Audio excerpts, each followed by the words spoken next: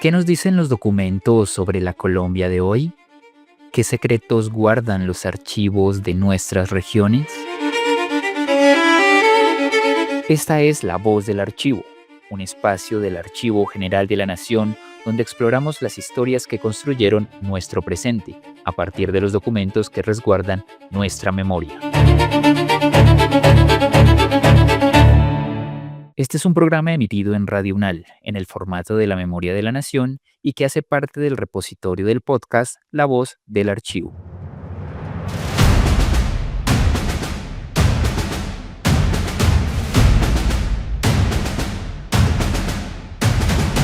En este programa iremos al siglo XIX, a un país donde la idea de república aún estaba configurándose y en medio de todos los debates de la época había una pregunta que dividía a liberales y conservadores, a intelectuales y militares. ¿Quién debe tener las armas en una república?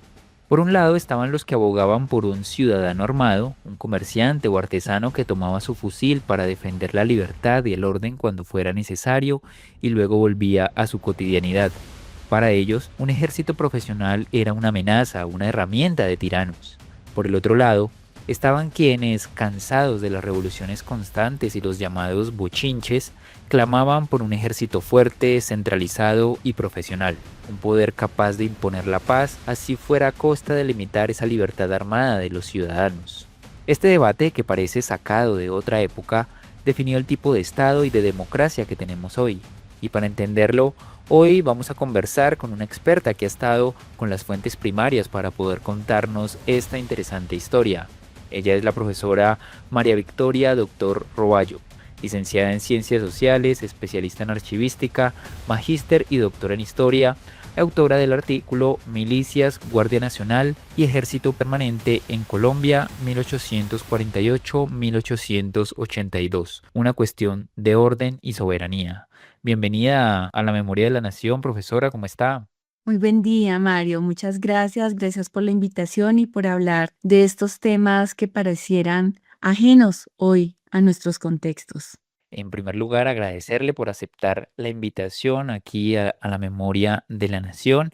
Y bueno, su artículo es supremamente interesante, pues porque habla de un debate fundamental en el siglo XIX que muchos quizás no conocen, la oposición entre tener un ejército permanente o basar la defensa en milicias y guardias nacionales de ciudadanos armados. Me gustaría que para iniciar nos contara cuál fue el origen de esa disputa y por qué era tan importante para la idea misma de república.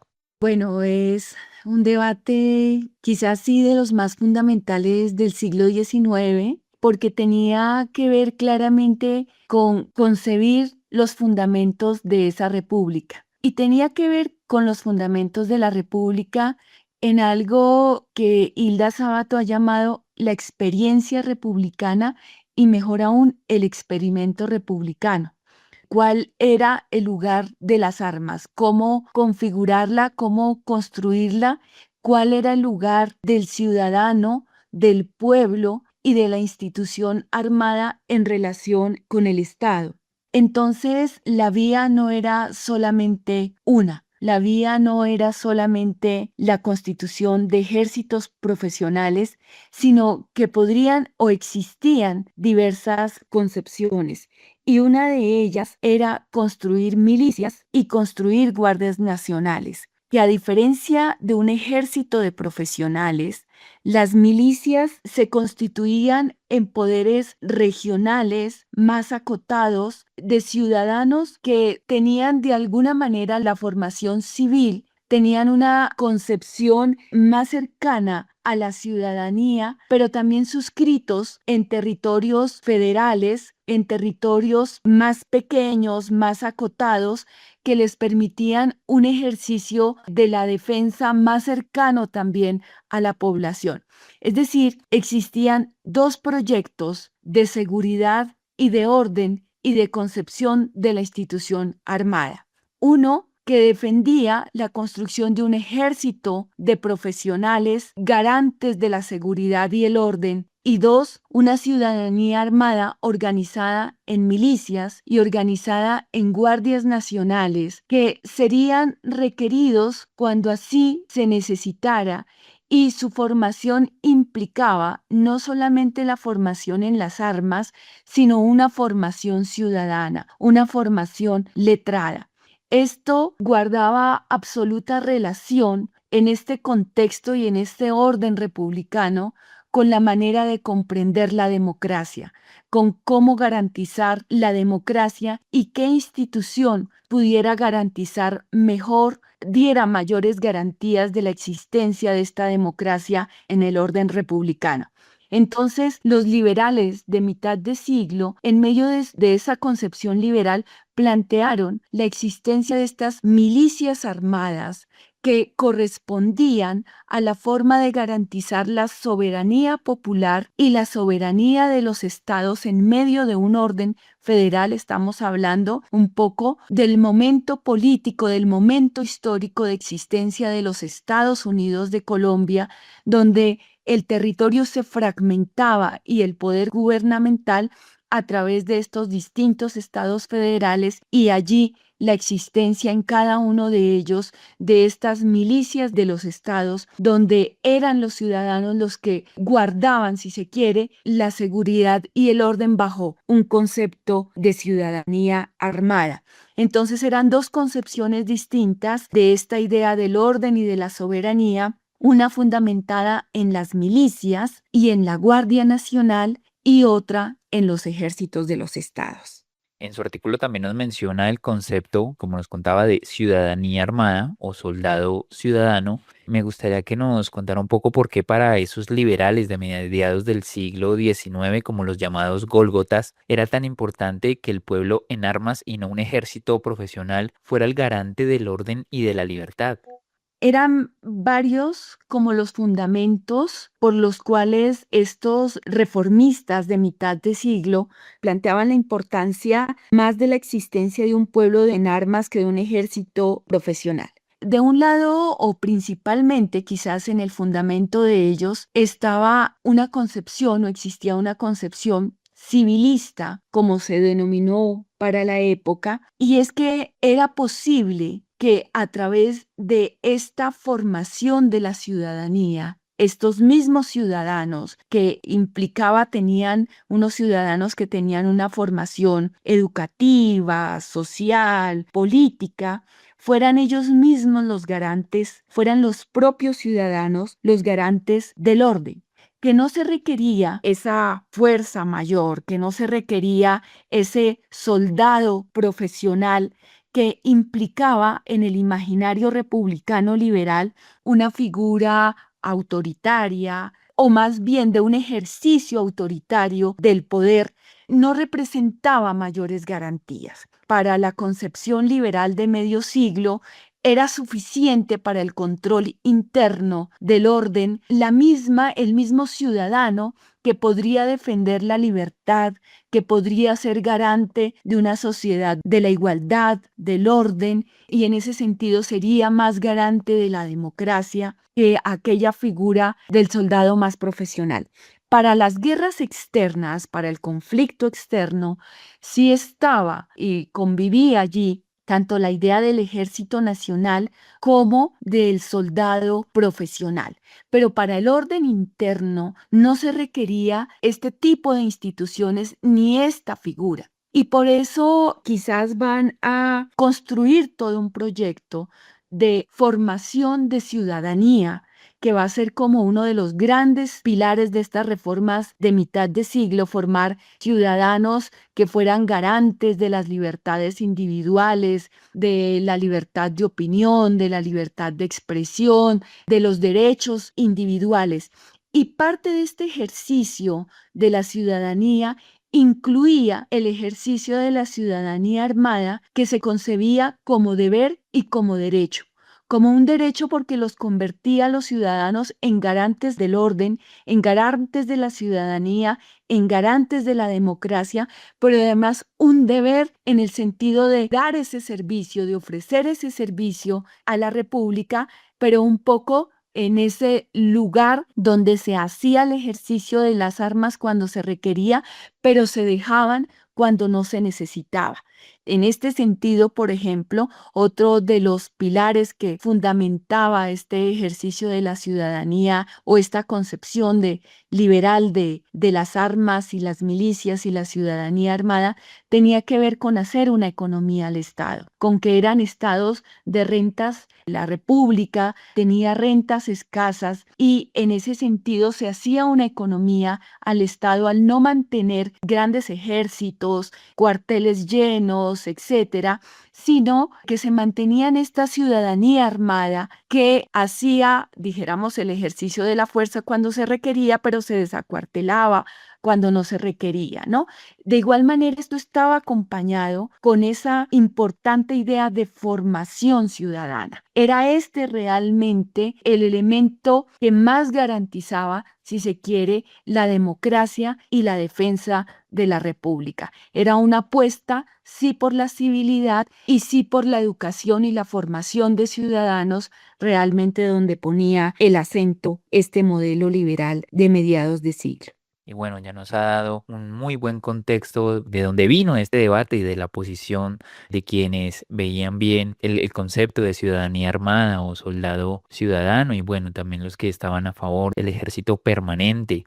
Y en su artículo también nos cuenta sobre un cambio radical a finales del periodo, que fue con la Ley del Orden Público de 1880 y el nuevo Código Militar en 1881. ¿Qué estaba pasando en el país para que se empezara a considerar que el modelo de ciudadano armado ya no funcionaba y que era necesario fortalecer el ejército nacional y centralizar la fuerza? Quizás un poco este modelo nos recuerda la crítica que en la propia época o el comentario crítico que hiciera Víctor Hugo a algunas de las políticas radicales, ¿no? Y liberales, estas políticas reformistas de medio siglo. Y es que en ocasiones parecían políticas ideales, decía Víctor Hugo, a propósito de la Constitución de 1863, pensadas para un país de ángeles, pero necesariamente la realidad política de ese siglo XIX, de esos mediados y segunda parte del siglo XIX, donde se estaba configurando justamente el Estado y la nación con planteamientos y experiencias como estas que se ponían sobre la mesa en la época, que tenían que ver con cómo querían gobernarse, qué instituciones querían o no consolidar, pues eran ideas puestas en debate, puestas en tensión, pues con otros ideales, como aquellos, por ejemplo, que defendían el orden, que defendían el ejército permanente, que se defendía un Estado no federal, sino centralizado, por ejemplo, un orden más centralizado. Y pues esto era parte, estos debates estaban en medio de las tensiones sociales, políticas, lideradas por los partidos políticos liberal y conservador de la época y sus fraccionamientos internos, y pues llevó a que fuera un periodo bastante crispado política y militarmente, atravesado por distintas guerras civiles, varias guerras civiles, algunas abarcaban el orden nacional, otras el orden regional. Entonces se generó, sí, una idea, si se quiere, de anarquía, de caos, y fundamentada quizás para algunos en que los ciudadanos querían hacer ejercicio de su soberanía, y esas disputas pues generaban este escenario conflictivo que llevó, por ejemplo, al ejercicio legítimo de la violencia como se consideraba en la época, y esto justificaba las distintas revoluciones y ese escenario belicoso, ese escenario de guerras civiles formaba parte de las narrativas y de la política de la época. Esto quizás llevó a la construcción de esa idea de caos y de anarquía que algunos no compartían y que va a llevar a un agotamiento de este modelo por las tensiones que se presentan y a la construcción de un nuevo imaginario que va a requerir o que va a proponer poner fin a esos anarquía, a ese bochinche, a ese desorden que se presentaba y que justamente quizás es en este contexto que van a aparecer ese nuevo momento de reforma y ese nuevo momento de cambio que va a proponer en 1880 la Ley de Orden Público como uno de las maneras, quizás uno de las políticas centrales para la transición hacia un nuevo orden social y político y una nueva forma de gobierno. Y bueno, usted también plantea que el cambio militar refleja una transmutación, entre comillas, de la soberanía. Se pasa de una soberanía popular que reside en el pueblo y sus estados a una soberanía nacional que reside pues en la nación como un todo. ¿Qué implicaba esta diferencia en la práctica? ¿Quién perdía poder y quién lo ganaba? Bueno, hay que decir que este cambio, quizás para contextualizar un poco, este cambio que se empieza a dar hacia 1880 y que tiene que ver con la centralización del Estado, con poner más el acento en garantizar el orden público y que tiene que ver con la centralización del Estado en términos de las armas, de la institución militar, etcétera, y significaba el tránsito de estas milicias hacia la configuración de un ejército nacional. En la base de la discusión de esto que se dio en las distintas instancias del Senado, del Congreso, pero también de la prensa, lo que se debatía justamente era el cambio en la concepción de la soberanía. Es decir, la nación y la república se había fundamentado, había surgido con la idea de la construcción de una soberanía que residía en el pueblo. Sin embargo, eso fue complejo y polémico desde el primer momento. ¿Qué significaba eso de que la soberanía residiera en el pueblo? Y va a ser el lugar desde donde se van a detonar gran parte de las tensiones de este siglo XIX. Justamente esta concepción de las armas tenía que ver con esta concepción de la soberanía. Entonces, el concebir este tránsito hacia la consolidación de un ejército nacional y un Estado centralizado pasaba por dejar atrás un poco esa experiencia republicana que cifraba la idea de una soberanía popular con ejercicio amplio de la soberanía como denominaban, que implicaba, por ejemplo, figuras como la existencia del ciudadano armado y el tránsito hacia una soberanía más abstracta que se fundamentaba en la nación. Una soberanía abstracta concebida como una soberanía nacional del conjunto de la sociedad como un todo y como fundamento del Estado. Y este cambio es el que va a dar lugar, si se quiere, a estas otras instituciones como la hemos mencionado. La pregunta es absolutamente interesante porque sigue siendo uno de los grandes debates de la democracia republicana y de la democracia nacional. ¿Cuál era el lugar o cómo se construía esta relación y esta tensión entre el Estado y, comillas, el pueblo o los distintos sectores sociales y populares? En este cambio, en este momento y en esta transición de la soberanía popular a la soberanía nacional, entendida de esta manera abstracta, sin duda que tenía implicaciones en esa concepción de la democracia, donde evidentemente se contenía y se restringía ese poder, comillas, popular y obviamente se concentraba el poder en instituciones nacionales como el poder ejecutivo, como el ejército y en el caso colombiano también la iglesia va a ingresar como parte de ese orden nacional y de esa soberanía nacional. Allí es la fuente, quizás está una de las fuentes de las grandes tensiones de la concepción de la democracia de nuestro país, de la concepción de la democracia republicana y sus grandes tensiones y conflictos. Y bueno, me gustaría hablar ahora un poco sobre los documentos en los que basó su investigación, ya que se apoya mucho en la prensa de la época.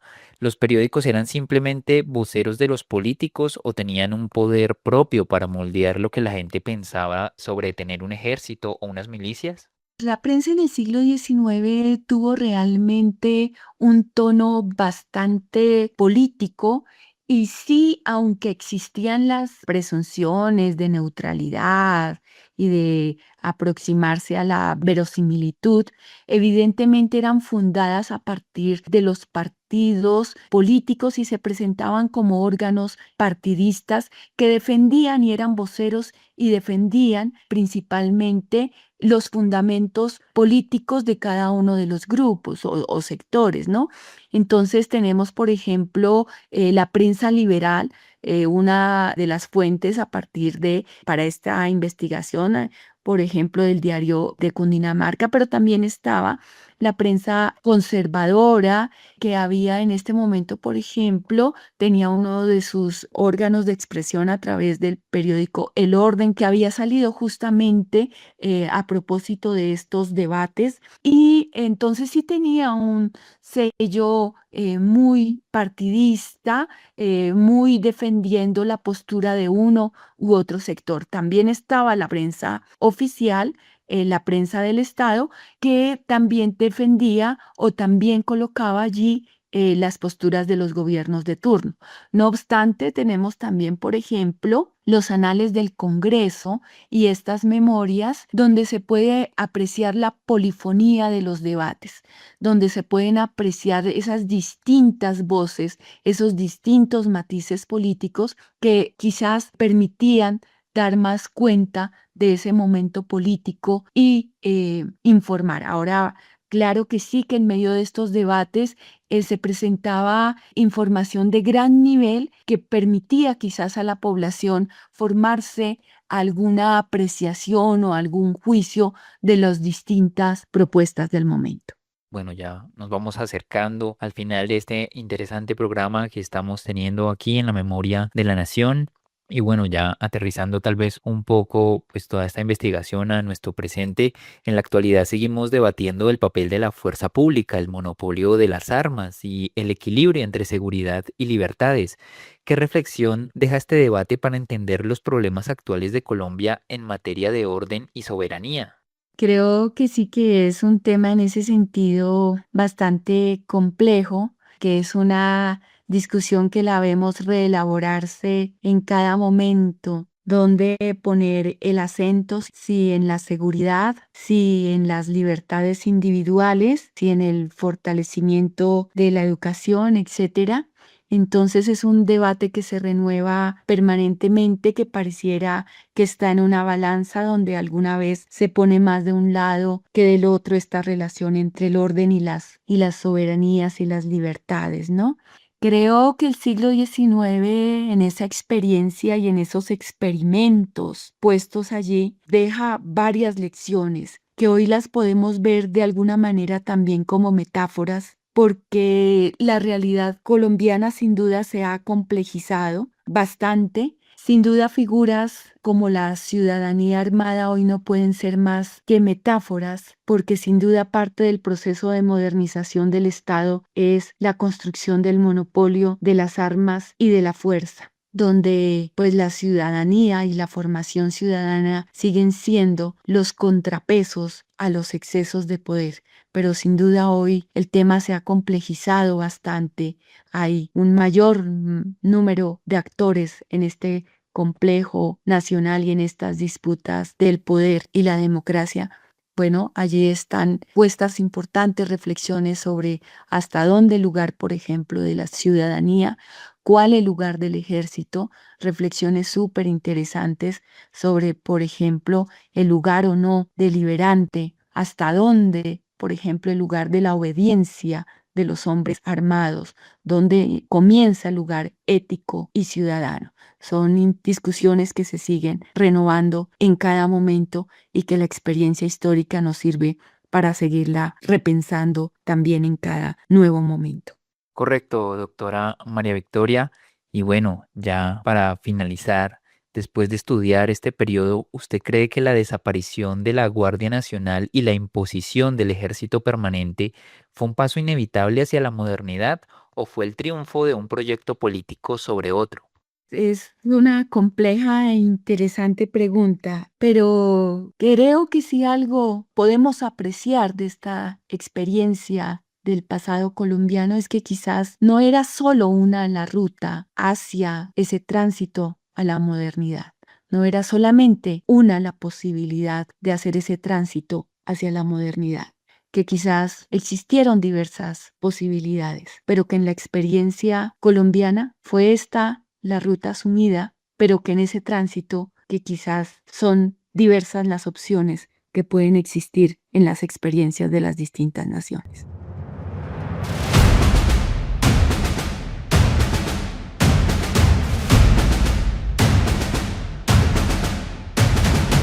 Correcto, doctora María Victoria. Bueno, hemos llegado al final de este interesante programa. Este debate no quedó solo en el pasado, de alguna forma pues todavía sigue vigente cada vez que hablamos de seguridad, de protesta social, del monopolio de la violencia o de cómo equilibrar el orden público con las libertades individuales.